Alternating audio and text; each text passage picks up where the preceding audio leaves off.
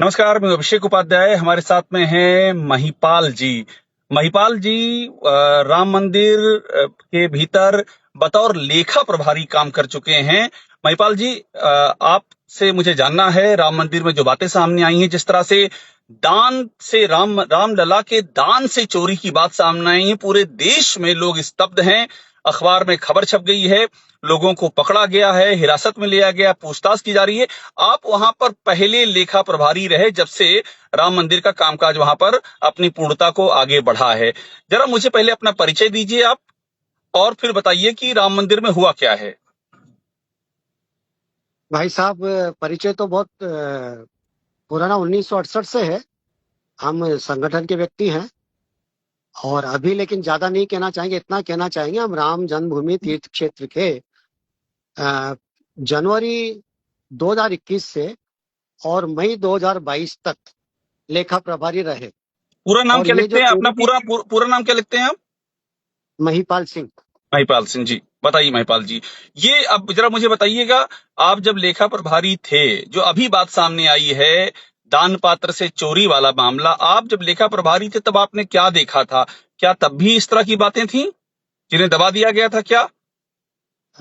हम हमारी ड्यूटी थी।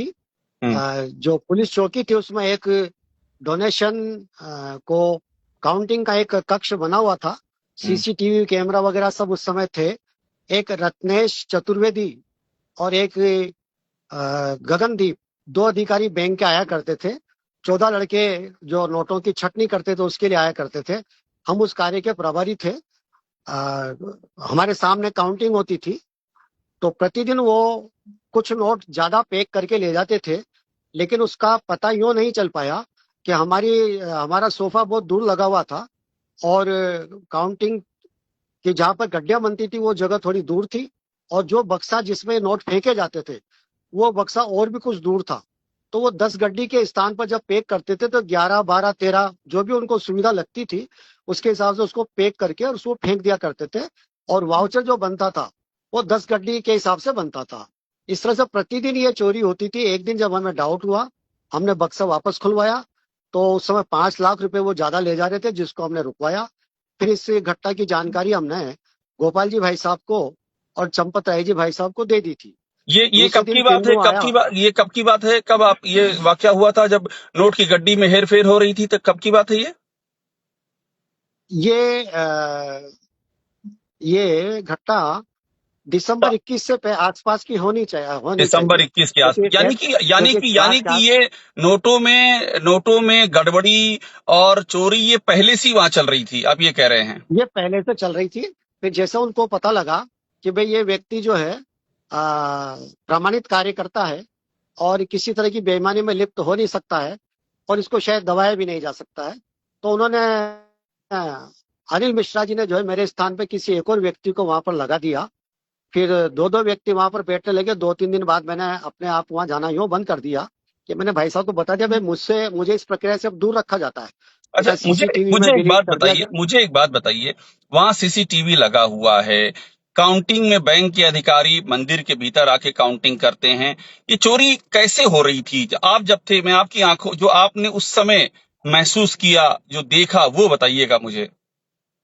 भाई साहब, मैं पुनः बताता हूँ हम्म। कि नोटों की छटनी करने वाले 14 लड़के होते तो वो बास्केट में पैसा डालते थे। वो हम्म। अलग अलग नोटों की छटनी हो जाती थी। फिर हम्म। उसको गगनदीप और रत्नेश चतुर्वेदी जो बैंक के दो अधिकारी थे वो उनकी 100 की गड्डी बनाया करते थे। फिर 100 की गड्डी के 10-10 गड्डी का एक पैकेट बनाते थे। 10 गड्डी का एक पैकेट बनाने के बजाय वो 11, 12, 13 पैकेट तक भी उसके अंदर रबर बैंड से, बड़े रबर बैंड से बांध दिया करते थे। कहने का मतलब ये है कि 10 गड्डी का तो वाउचर बनता था, जबकि वास्तव में नोट बैंक जो काउंटिंग रूम है उससे वो गड्डी 12 या 13 गड्डी गड्डी का पैकेट बाहर जाता था। कहने का मतलब 500 की यदि मान लो, अपन मान रहे हैं कि ये इसमें शायद 10 गड्डी है तो ये 5 लाख हो गए। एक्चुअल में वो 6 लाख हुआ करते थे। 12 गड्डी तक वो एक पैकेट में बांध लिया, पैक कर देते और उसको बॉक्स में फेंक दिया करते थे। लास्ट में एक वाउचर वो बनाते थे खुद। उस वाउचर को जो है जाने के टाइम पे बक्से पे ताला लगाने के पहले से वो वाउचर को पूरा नीचे टोटल लगा के और उस पे बक्से में डाल दिया करते थे। मुझे वो लोग ये भी नहीं बताते कि आज वो कितना रुपया लेके जा रहे हैं। बाद में जब मैंने इस पे आपत्ति की तब उन्होंने शाम को प्रतिदिन ये कहना शुरू किया कि हम आज इतना रुपया ले जा रहे हैं। मैं अपने अलग गेट से जो बाहर जगन्नाथ मंदिर की तरफ पुल का बैरियर है वहां से मैं वापस आ जाता था, और उनकी जीप पीछे आती थी, वो गाड़ी में वो लोग जो है पीछे वाले गेट से, जो सुग्रीव किला की तरफ जो गेट था उधर से वो लोगों की गाड़ी आती थी और उसमें वो बक्से को रख के ले जाया करते थे। कहने का मतलब प्रतिदिन जो है लगभग 120% पैसा ले जाया जाता था। वाउचर कम से कम 5-6 लाख रुपए प्रतिदिन का कम बनता था। अब मुझे वाउचर एक पे बात साइन बताइए, टेन्नूर जो। मुझे थोड़ा सा अपना थोड़ा सा कैमरे से और पीछे हो जाइए ताकि आप ठीक से दिख सके हमको। थोड़ा सा पीछे होके बात कीजिए। हाँ, मुझे एक बात और बता दीजिए कि आप ये कह रहे हैं कि बैंक के लोग ये काम करते थे, क्या जो अंदर के लोग वहां थे जो ट्रस्ट से लगाए, क्या उन लोगों को जानकारी नहीं होती थी ये चल रहा है? उनको पूरी जानकारी रहती थी। वो टिन्नू के इतने ज्यादा प्रभाव में थे क्योंकि टिन्नू भाई साहब चंपत राय जी के बहुत नजदीक व्यक्ति थे, और टिन्नू क्या कर रहा है क्या नहीं कर रहा है इसकी जानकारी प्रतिदिन की चंपत राय जी भाई साहब को रहती थी। तो हर कोई व्यक्ति को टिन्नू के आभा मंडल की जानकारी थी। सब ये जानते थे टिन्नू जो व्यवस्था कर रहा है, इस व्यवस्था के पीछे जो है श्री चंपत राय जी भाई साहब है। तो उसके काम में कोई बाधा होती नहीं थी। फिर उनका क्या इंटरेस्ट बैंक वालों का रहता था ये मुझे नहीं पता, लेकिन टिन्नू वाउचर पे साइन करता था सुबह बैंक में जाके। काउंटिंग होती थी मेरे सामने। तो मुझे ये नहीं पता होता था कि सुबह जो वाउचर लगा है बैंक में वो कितने रुपए का लगा है, यानी जो है बैंक के वाउचर कितने रुपए का आज बना है कि इतना कैश जमा हुआ है, उस फिगर की मुझे जानकारी नहीं होती थी। और मेरे सामने जो नोट छांट के ले जाए गए उसको टिन्नू को जानकारी रहती थी कि आज इन लोगों ने इतना पैसा लिया है। वो शायद हो सकता है टिन्नू पीछे से बाद में ठीक है, उनकी गाड़ी तो में ये बैठ बात के बैंक ये तक बात जाता तो हो। हो गई, ये बात तो हो गई कैश की। अब ये बताइए, वहां तो धातु भी दान दी जाती है ना, लोग रत्न आभूषण भी दान करते हैं, उसका क्या होता था? 10 अलग अलग जगह चेस्ट थे, जिनको अपन तिजोरी के वो कह सकते हैं, कलेक्शन का बॉक्स होते थे 10 अलग अलग जगह।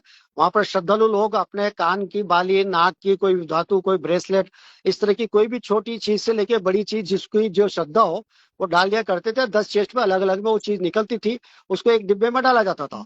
उस डिब्बे को जब भर जाता था 3-4 दिन में, तब टिन्नू आकर ले जाता था अपने, और उसका एक फोटो खींचता था। उस फोटो को वो किसी जगह सेंड करता था। मैं उनको पूछता था ये आपने क्या किया, उन्होंने कहा भाई ये मैंने यथा स्थान जो है सेंड कर दिया है जहां पर इसकी एंट्री होती है। मैंने कहा ये आप कहाँ भेजते हो, कि मैंने भाई साहब को भेज दिया। भाई साहब कौन? चंपत राय जी। तो मतलब क्या धातु की भी चोरी होती थी? धातु की तो कोई रसीद बनी नहीं मेरे ख्याल से आज तक। अच्छा, धातु की रसीद ही नहीं धातु, बनी? कितनी हाँ जो धातु चेस्ट आई में और कितनी कितना रखा, कोई हिसाब नहीं इसका?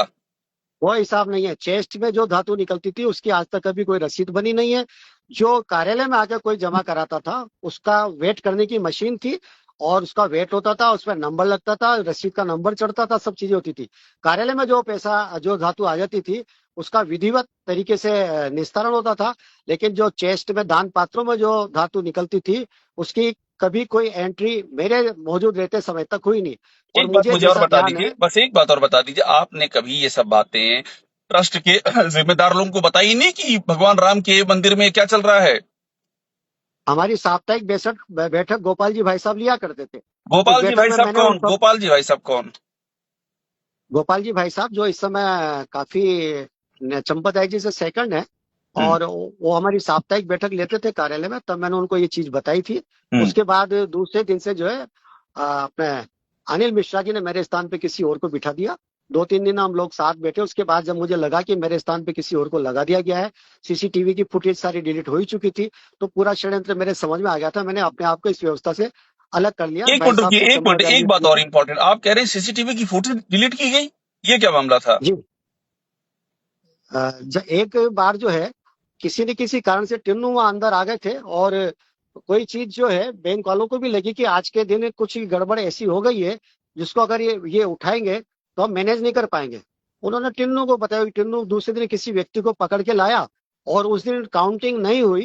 पूरे दिन केवल सीसीटीवी फुटेज को डिलीट करने का ही काम हुआ। कितने कितने पीरियड की सीसीटीवी फुटेज डिलीट की गई, के अंदाज से कितने समय की? पिछले पिछले 8 महीने लगभग की। 8 महीने की? जी भाई साहब। अच्छा, मुझे एक बात बताइए, तो प्रभु श्री राम का के मंदिर का मामला है, हम सबके आराध्य हैं, आप क्या इस मामले की जांच में पूरा सहयोग करेंगे महिपाल जी? भाई साहब संघ की इसमें कोई गलती नहीं है, भाजपा की इसमें कोई गलती नहीं है। और नेतृत्व की कोई गलती मैं नहीं मानता, लेकिन गोपाल जी भाई साहब और चंपत राय जी भाई साहब इसके नहीं, लिए मैं पूरी किसी तरह दोषी है। गलती की बात ना, हम किसी गलती की बात, हम इसमें कोई पॉलिटिकल एंगल नहीं ढूंढ रहे हैं। हम ये कह रहे हैं कि इस मामले की अब चूंकि जांच चल रही है, तो आप भी पूरा अपनी ओर से सहयोग करेंगे। आपके पास जो जानकारी है, आपसे अगर पूछा जाए तो आप पूरा सहयोग करने को तैयार हैं ताकि सत्य सामने आए, महिपाल जी? मैं पूरा सहयोग करूंगा, मुझे पूरा सहयोग करना चाहिए, मैं किसी से डरता नहीं हूँ। और अभी ये प्रकरण प्रभु श्री राम जी ने 4 वर्ष की चुप्पी के बाद खुद में खोला है। हम्म। और सहयोग की बात है कि मैं उस दिन, जिस दिन ये प्रकरण प्रेस में आ रहा होगा, उस समय मैं था वहां पर, और मुझे ऐसा कुछ जानकारी में नहीं था। मैं ट्रस्ट के जो आजीवन ट्रस्टी हैं दिनेंद्र दास जी, उनसे भी हम्म। मिलके आया था। हम्म। उन्होंने फिर वापस मेरे को वही सारी चीजों की याद दिलाते हुए कहा कि भगवान इनका इलाज स्वयं कभी करेगा। ये बात आपसे दिनेंद्र जी ने कही जी, उन्होंने मेरे को कहा कि कि भगवान इलाज करेगा? आप सही थे, ये चीज प्रमाणित हो रही है, प्रभु इनका इलाज करेगा। ये बात हम्म। मैं आपसे पहले भी कह रहा था और मैं आपको अभी भी कह रहा तो हूँ। दिनेंद्र जी तो भगवान खुद ट्रस्ट इस ट्रस्ट बातों, के ट्रस्टी हैं वो तो। जी है ना भाई साहब। तो उन्होंने इस घटना के सामने आने के बाद आपसे कहा कि आप सही थे, भगवान इन लोगों का इलाज करेगा जो जो इस मामले में जी दोषी हैं। जी, मेरी उनसे रूबरू बात हुई, और फिर जब मैं ट्रेन में था तब उनका आगे होकर खुद मेरे पास फोन आया, ठीक है, और ठीक उन्होंने है, बताया कि महिपाल जी कुछ इसमें चल रहा है, और प्रभु खुद जो है, प्रभु खुद इन सब लोगों का इलाज करेंगे। ठीक। महिपाल जी, बहुत बहुत शुक्रिया हमसे बात करने के लिए। हाँ, सबसे अच्छी बात ये लगी कि आपने ये कहा कि आप पूरा जांच में सहयोग देने को तैयार हैं। और हम बता दें, ये इंटरव्यू भी हम इसीलिए कर रहे हैं ताकि सत्य सामने आए। ये प्रभु श्री राम की आस्था का विषय है, हमारे आराध्य हैं प्रभु श्री राम। जो भी दोषी हो इस जांच में सामने आना चाहिए, और उस पर ऐसी कार्रवाई होनी चाहिए जो कि नजीर बने। महिपाल जी, बहुत शुक्रिया अपनी बात कहने के लिए आपका। एक चीज आपको और बता दें, जी। वहां पर एक सीए थे हमारे समय पर, अभी हैं या नहीं मुझे पता नहीं है, हाँ। चंदन राय उनका नाम है। जी जी। निर्माण सामग्री के जो बिल आते थे, हम्म। उनको पास करने में वो एजेंसी को, जिसका बिल होता था, उसको परेशान करते थे। हम्म। और वो अच्छा। बिल तब पास होता था जब चंदन राय को संतुष्ट किया जाता था। ओ, बहुत गंभीर बातें आप कर रहे हैं। हम ये सब बातें इसलिए हम चाहते हैं सामने आए ताकि एक एक बात की जांच हो जाए। सत्य सामने आना चाहिए, जो निर्दोष हो वो सुरक्षित हो, और जो दोषी हो उस पर कार्रवाई हो। बहुत शुक्रिया हमसे बात करने के लिए आपका, महिपाल जी। जय श्री राम। जय श्री राम।